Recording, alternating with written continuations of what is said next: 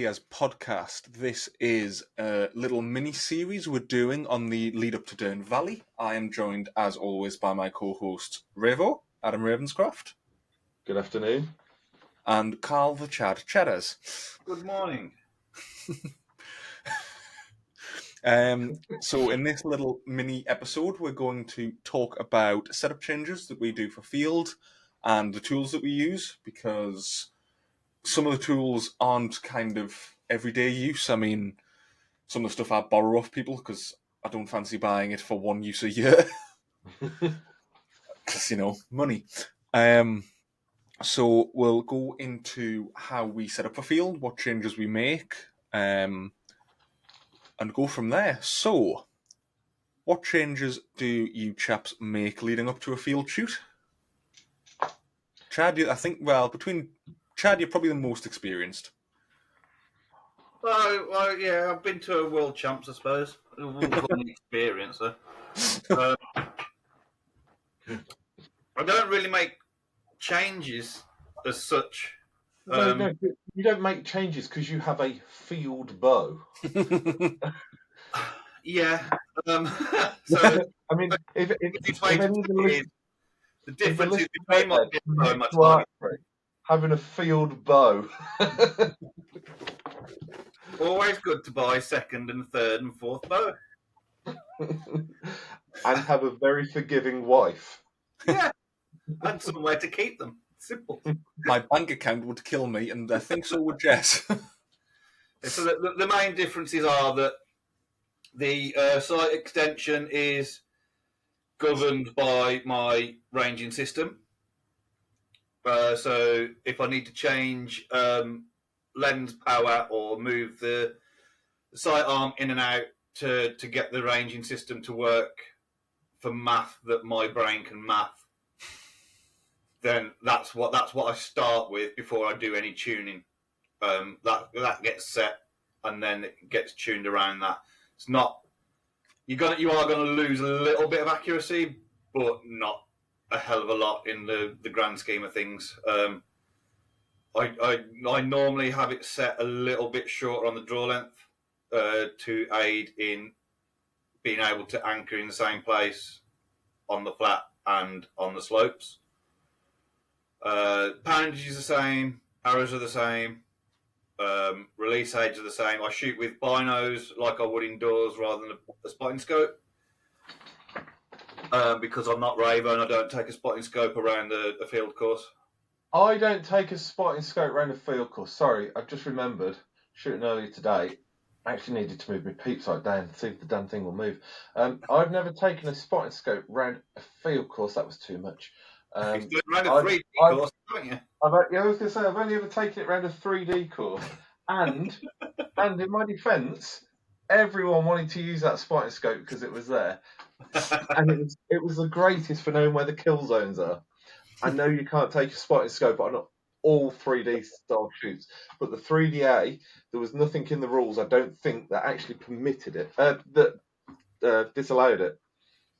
No, it was as long as you weren't holding up the course, it was quite within your right to use it. Thank you, Tom Duncan, to make sure I wasn't holding up the course. The other thing that we carry around with us is something that I actually got off Ravo when I first did field archery, which I don't have one, but I'm sure we'll be able to find some way of putting them up on either the Facebook or Instagram page where someone can download them to print them off. His little rule cards Adam's shown you now on the on camera. It's basically just a rundown of the rules of what size faces go out to what distances for marked and unmarked, what columns you shoot at, just in case you forget which columns you're shooting at. I'll thank Tracy from Pentreff Archers for showing me that idea initially and let me take a picture of what she created. And then for all the people that Chad's give these printouts to, just remember Chad got those printouts from me. I spent time setting that up as a full document. So I'm more than happy to print them for people. Where was we? All British last year. they were giving them out, weren't they? So a similar sort of thing, which was Yeah. great to That's the one I give people use an idea. and will take a picture and put in because it's got a few more peg colours on it.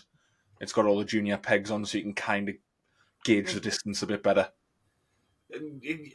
Yeah, but the junior pegs are never going to be more than like 25, 30 metres anyway. So if you're on a 55 metre target, they're not going to help you.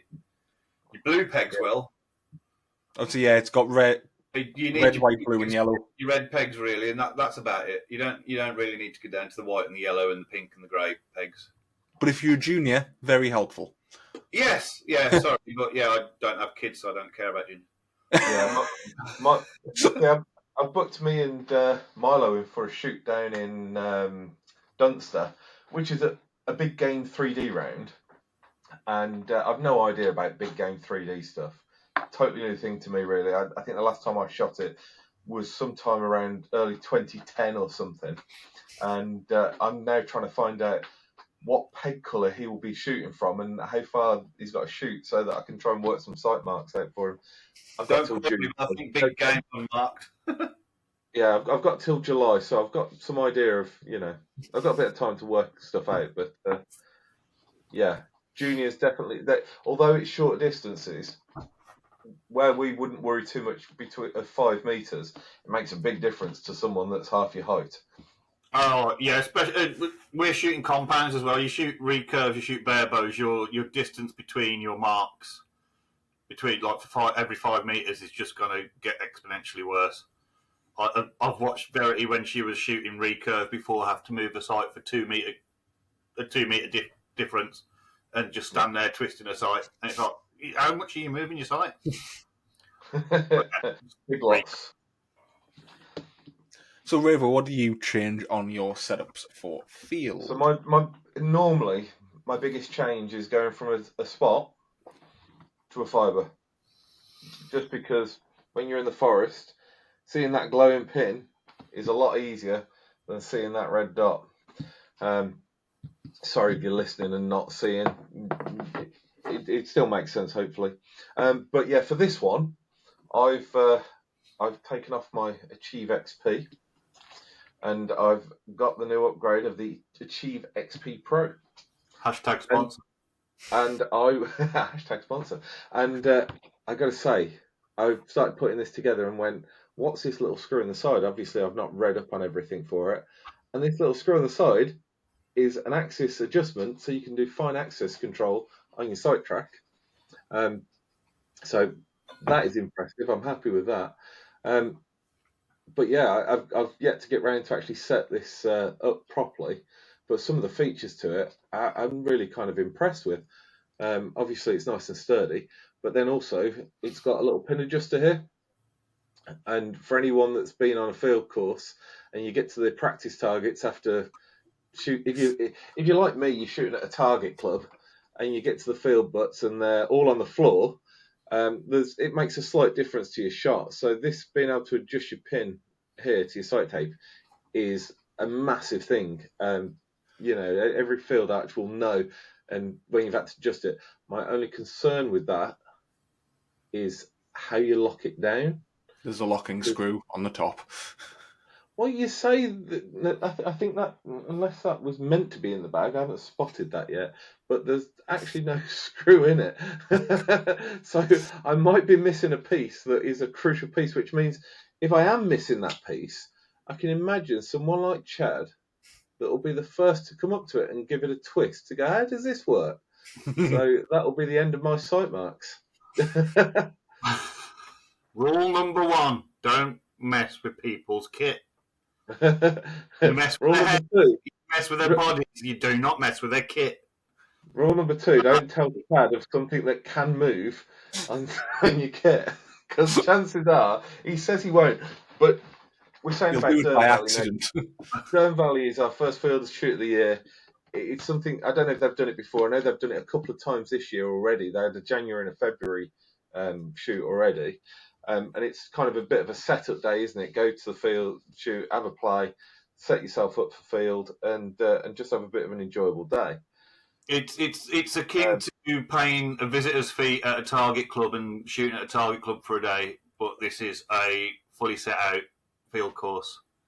Yeah. It's not a shoot. It's not got judges or anything. You pay your money. You turn up and you go around a good field course, and you can try stuff out.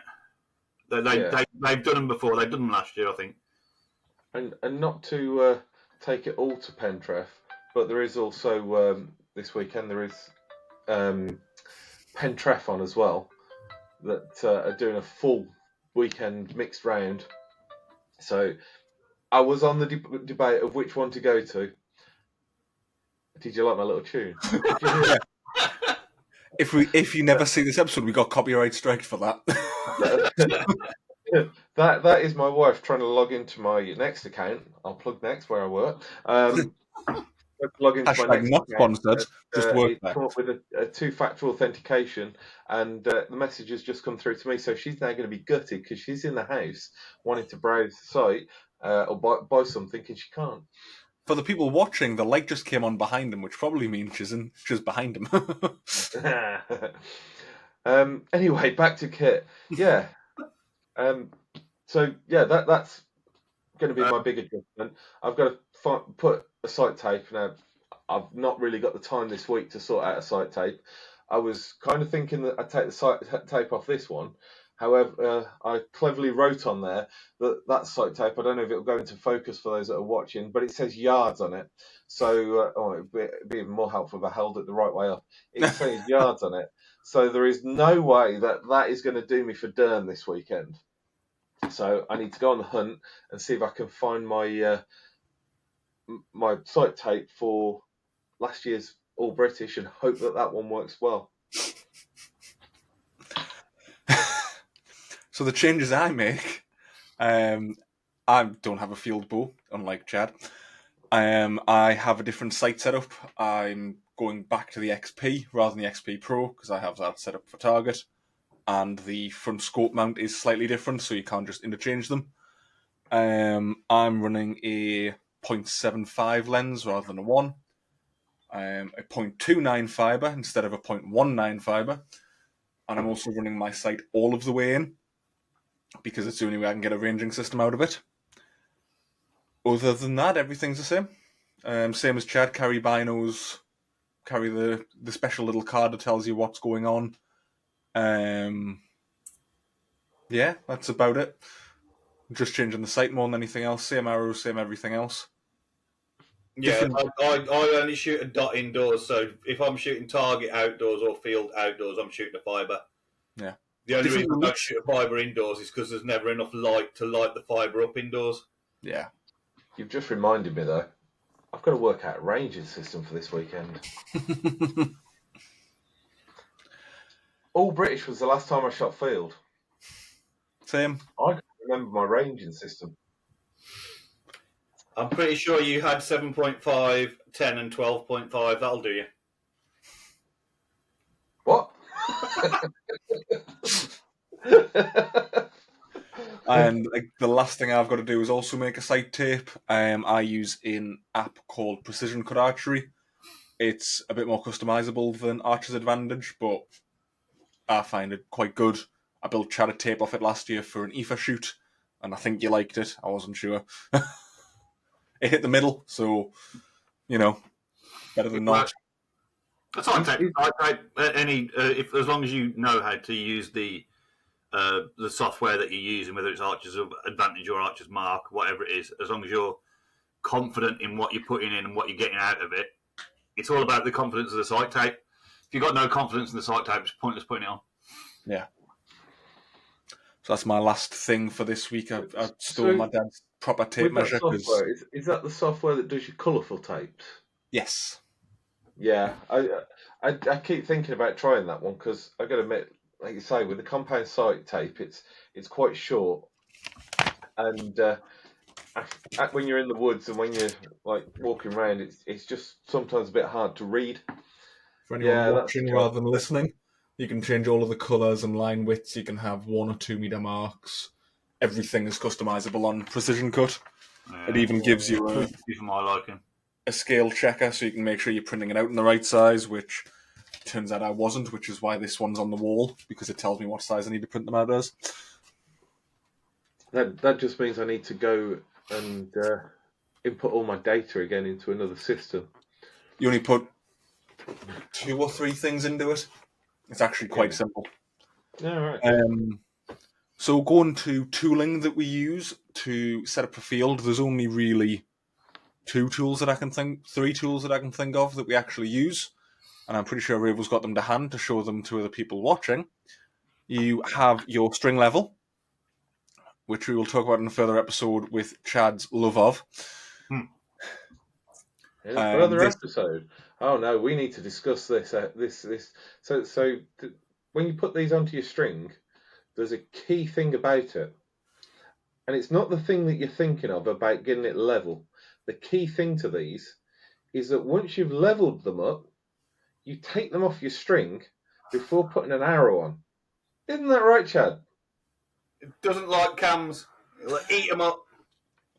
Apparently, if you leave these on, especially if you leave them high up on your string, they go into your cam quite nicely and make a good dent and pretty much right off your cams, don't they, Chad? The arrow hit the target. I wasn't able to shoot that bow again before without going to Colville and having it rebuilt for me, and Simon had to make me new strings for it. But yeah. The arrow hit the target. Chad is a destruction tester.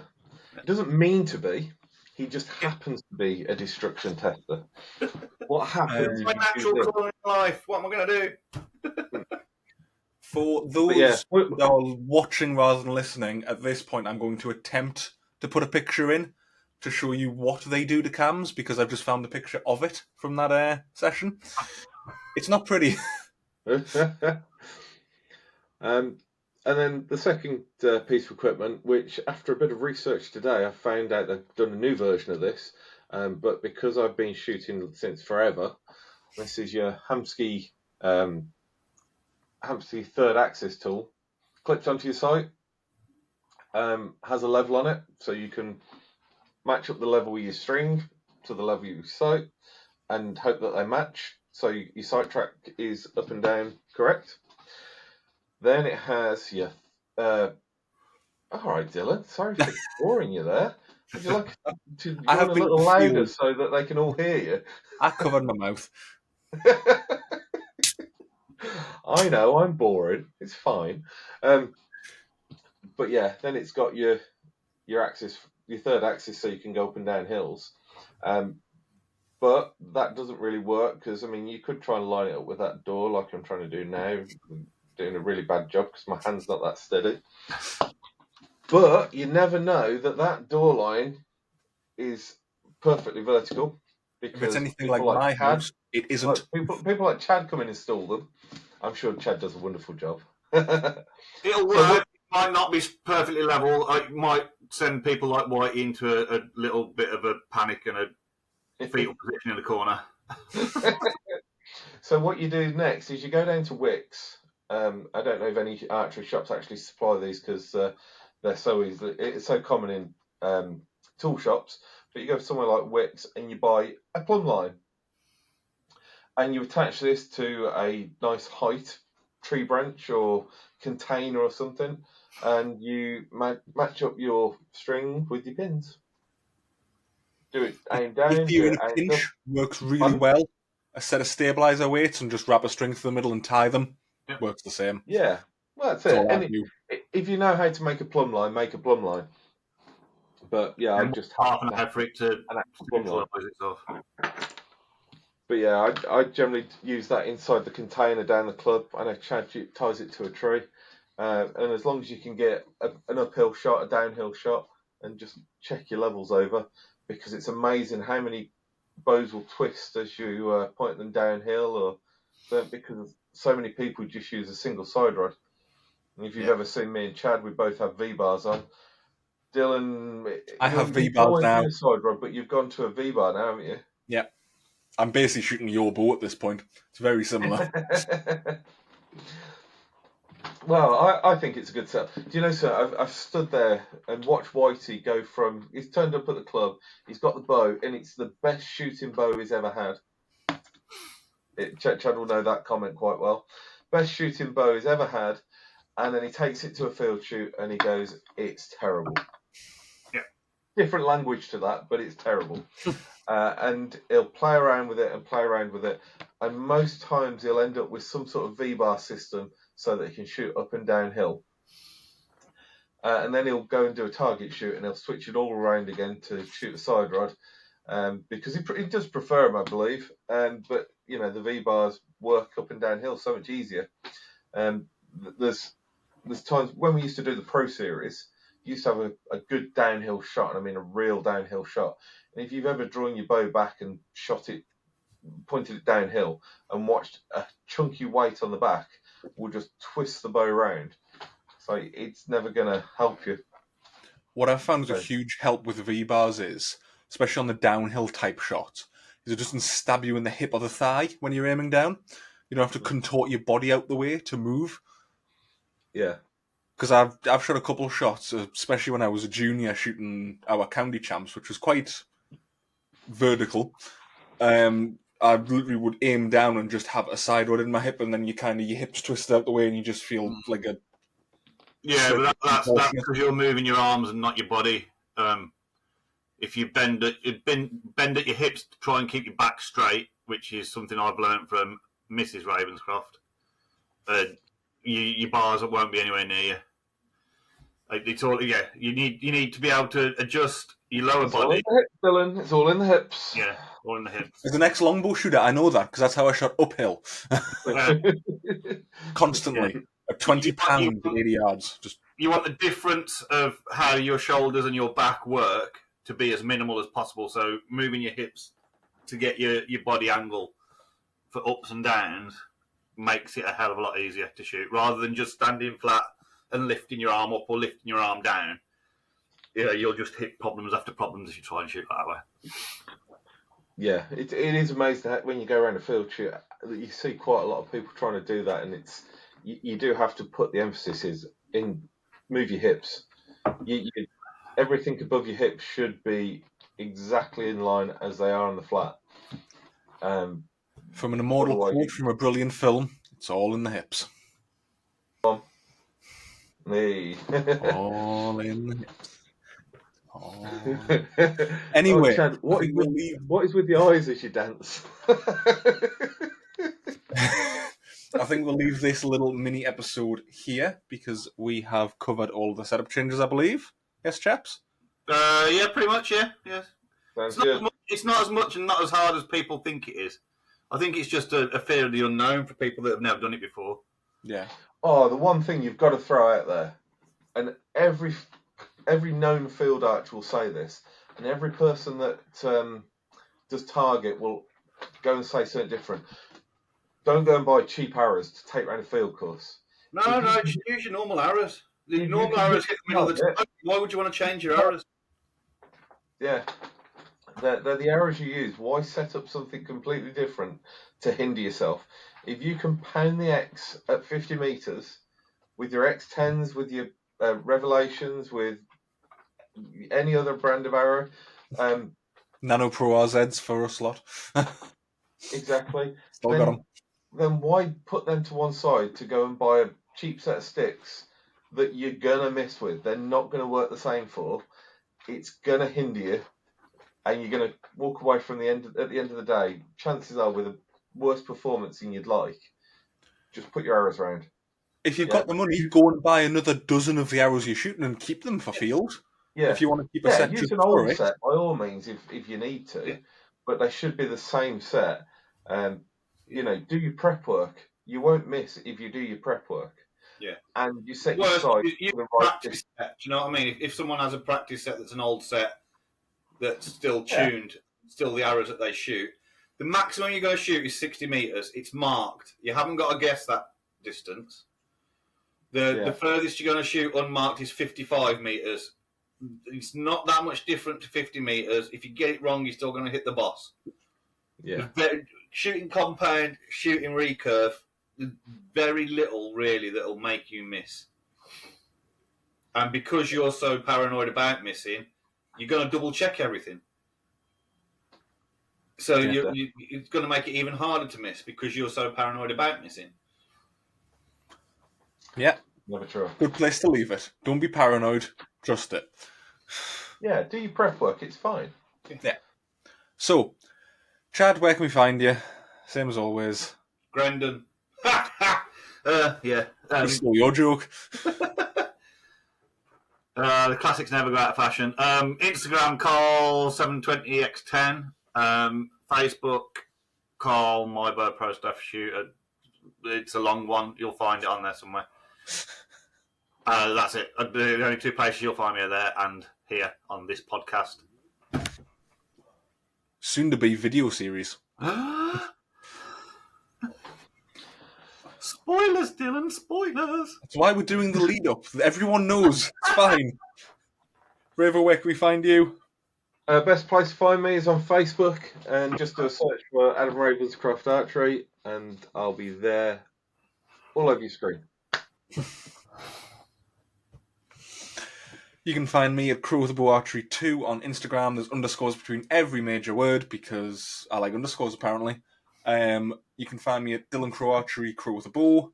On Facebook, you can find this podcast on Facebook, Instagram, YouTube, Spotify, Apple Podcasts, RSS. Somewhere else that has suddenly just left my mind. No, I think that's it. Oh, Maybe TikTok. you should write these down. Yeah, and TikTok. Maybe we should find out our social media profiles. My lovely executive producer / fiance has made us a TikTok. Please go and watch the videos. They're quite funny. You can also find us on Patreon at Bows and Beers Media. Any support is much appreciated because, as Raven and Chad learned before this episode, podcasting ain't that cheap. I think it shocked them slightly. Don't forget to go across all those platforms, and if you can go onto every platform and do us a favour, like, subscribe, and share it. Yeah. Leave us your feedback. We do actually like to hear from people. I've had tons of people text me saying how they feel about it. Leave it as a YouTube or Facebook and Instagram comment so you can support it a bit better and show people what you feel about it. Yeah, don't contact me. I don't like people. Be nice to us. Yeah, if you've got any criticisms, text us. If you've got nice words, tell other people. Right. Thank you all very much for listening. Catch you next episode.